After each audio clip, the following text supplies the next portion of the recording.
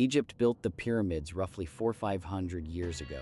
We all know this. It's in every textbook, every documentary, every museum gift shop, every cable TV special with dramatic orchestral music. Egypt equals ancient. Egypt equals civilization. Egypt equals the beginning of everything sophisticated and human and worth studying. Except that's wrong. Not wrong in a technically pedantic kind of way. Wrong in the way that reshapes the entire story of where we came from once you actually look at the evidence. In the last decade, a team of researchers did something that would have been considered impossible 50 years ago. They extracted DNA from ancient human remains, from bones, teeth, and fragments of hair pulled from burial sites on 5 continents. From cemeteries in Sudan that had been ignored by mainstream archaeology for generations. From cave systems in the Ethiopian highlands that weren't excavated until the 1990s. From ruins in the Indus Valley, from burial mounds in China, from sites in the Americas that most Western scholars couldn't have located on a map. They ran that DNA through comparative genomic analysis and looked for one specific thing. Not how old the bones were, but how old the population was. How long ago those people became a genetically distinct, recognizable human group. When the results came back, they had to reorder the entire map. Here's what most people don't know about Egypt, and what the DNA evidence makes impossible to ignore. Ancient Egypt didn't emerge from nothing. The people we think of as Egyptians, the pyramid builders, the pharaohs, the architects of the temples at Karnak and Luxor, were themselves the product of multiple earlier waves of migration. Their genome shows a mosaic.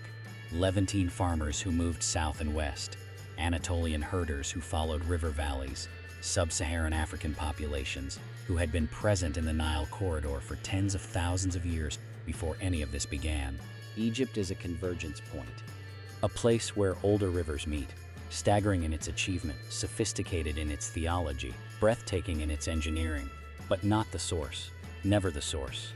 So if not Egypt, then what? And how do we actually know? The science here is worth slowing down for, because it's the whole argument.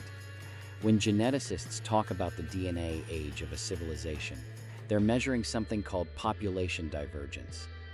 The moment in time when a group of humans became genetically distinct from every other group. When they split off from the broader human family and started accumulating their own unique mutations, their own genetic signature. Think of it like a river system. All modern humans trace back to a common African ancestor population. But at different points in deep time, groups split off and took their own course. Some splits happened 10,000 years ago. Some happened 50,000 years ago. Some splits happened 100,000 years ago or more. Long before anyone was farming, long before anyone was building, when humans were still small bands of hunter-gatherers navigating a world in the middle of an ice age. The tools we have now can read those splits with remarkable precision. Ancient genomics, the discipline of sequencing DNA from specimens thousands of years old, has advanced so fast in the last 15 years that researchers can pull a genome from a molar found in a burial site and tell you, within a reasonable margin, when that person's ancestors diverged from the rest of the human population. They compare the ancient genome against modern populations, against other ancient samples, against reference databases that are growing every year, and they build a timeline that has nothing to do with pottery or architecture or writing systems. It's written in biology, in the actual molecular record of inheritance. Apply that method to every major ancient civilization simultaneously, and a ranking emerges that the standard narrative was never built to accommodate. Start with Mesopotamia, because that's what the textbooks call the cradle of civilization, the Fertile Crescent, Sumer, Uruk. Writing, agriculture, urban planning, legal codes. All of it originating in the land between the Tigris and the Euphrates somewhere around 4000 to 5000 BCE. Foundational to everything that came after in the Western world. But the genetic picture of the Sumerians places them as a relatively recent convergence of Zagros mountain hunter-gatherers and early Iranian farmers. Populations that themselves diverged from the main human tree much earlier, but who came together to form what we call Sumerian civilization only a few thousand years before the Common Era. old in human terms, ancient in the casual sense, but not old in the timescale that this research is now working with. Move further east and things get more interesting. The Indus Valley Civilization, Harappa, Mohenjo-Daro, a network of planned cities that housed over 1 million people, complete with brick-laid drainage systems, standardized weights and measures, and a writing system we've never fully decoded. Ancient DNA recovered from burial sites in the region shows populations with genetic lineages that extend back 15,000 to 20,000 years in some cases. These were people whose ancestors split from the broader Eurasian population long before agriculture existed, long before cities, long before anything we'd recognize as civilization. The city itself is a few thousand years old. The people behind it were already ancient before they laid the first foundation stone. But even that's not the oldest. Go south. Go to the part of the world that has been systematically written out of the standard history of civilization, despite containing the deepest human genetic roots on the planet. There are populations in the Ethiopian highlands, communities living around Lake Tana, in the valleys above the Blue Nile, whose genetic lineages represent some of the most ancient branches on the human family tree. Multiple studies have placed certain Ethiopian subpopulations among the earliest diverging human groups in existence, with splits from other human populations that occurred well over 100,000 years ago, long before the migrations that would produce every non-African civilization in existence. Long before the ancestors of the Sumerians or the Egyptians or the Greeks or anyone else began moving north and east out of Africa.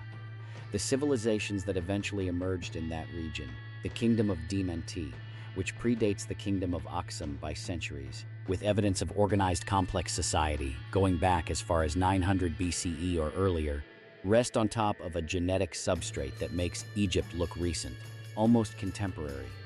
But here's where it gets more specific and more striking. Researchers analyzing ancient DNA from populations in what is now northern Sudan, the region historically called Nubia, the land the ancient Egyptians called Kush, found something that genuinely surprised them. The people buried in the A-group culture cemeteries near Kustal, people who were constructing ceremonial centers and trading luxury goods with pre-dynastic Egypt, had genetic profiles that were not simply older varieties of the same Egyptian population. They were a parallel lineage, an independent trajectory of humanity, with roots extending further back in time than almost anything else in the ancient world. Shaped by geographic isolation and continuous habitation of a specific landscape across timescales that dwarf the pharaonic period entirely. And here is the painful irony that takes a moment to sit with. Ancient Egypt and ancient Nubia were neighbors.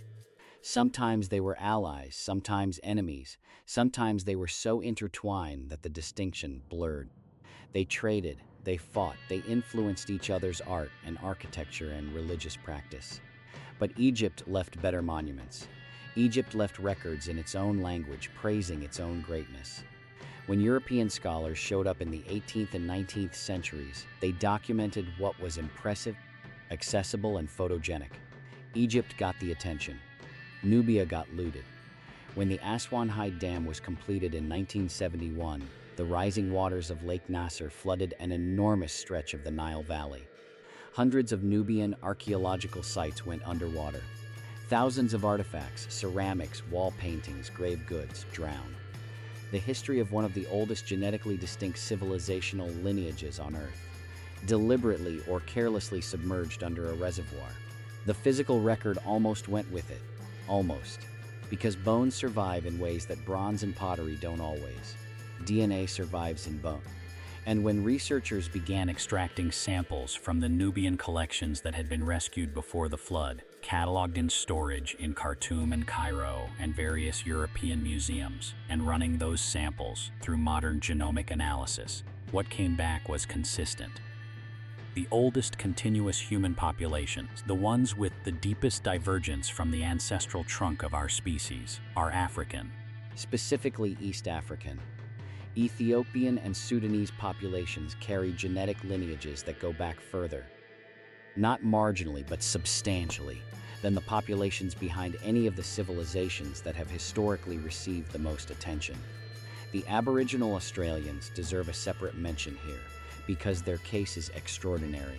DNA evidence now places the ancestors of Aboriginal Australians as having diverged from the main out-of-Africa migration roughly 50,000 to 75,000 years ago, making them among the longest-standing continuous populations on Earth. Their civilization, their unbroken cultural and genetic continuity across that entire span, predates everything in the Mediterranean, the Fertile Crescent, and the Indus Valley by such a margin that the comparison almost stops being meaningful. The ranking, when you read it through this lens, stops looking like a list and starts looking like a correction. Now, does this matter? Does it change anything about what these civilizations actually built, actually accomplished, actually contributed to the human project? It changes everything about the question we're asking. The history of civilization, as taught for the past 2 centuries, is a Western inheritance story. It runs from Mesopotamia to Greece, to Rome, to Europe, to modernity, with Egypt granted membership because it's spectacular, and because it touched Greek civilization at the right moment. Everything else is context, background, a supporting cast for a story that was always going to end in the same place. What ancient genomics is doing, one sequenced genome at a time, is pulling those other stories back into the frame. Not as footnotes, as original chapters, as the actual beginning. And the field is still young. The databases are growing every year. Researchers are finding new sites, extracting DNA from regions that previously had almost no ancient genetic data. West Africa, Central Sudan, the Congolese Basin, Highland Tanzania. Each new sample is a sentence in a book we've barely started reading. Every year, the picture becomes more precise, more complicated, and more honest about what was always there. If that's the kind of thing that stays in your head after you close a browser tab, you know where to be. Leave a comment with what you genuinely believed before this, what civilization you would have called the oldest, and where that belief came from. That gap between what people assume and what the evidence actually shows is the most revealing thing in any conversation about history. The oldest civilizations on Earth weren't built by the people that history decided to remember. They were built by the people whose DNA outlasted the silence. Egypt was magnificent, but it was never the beginning.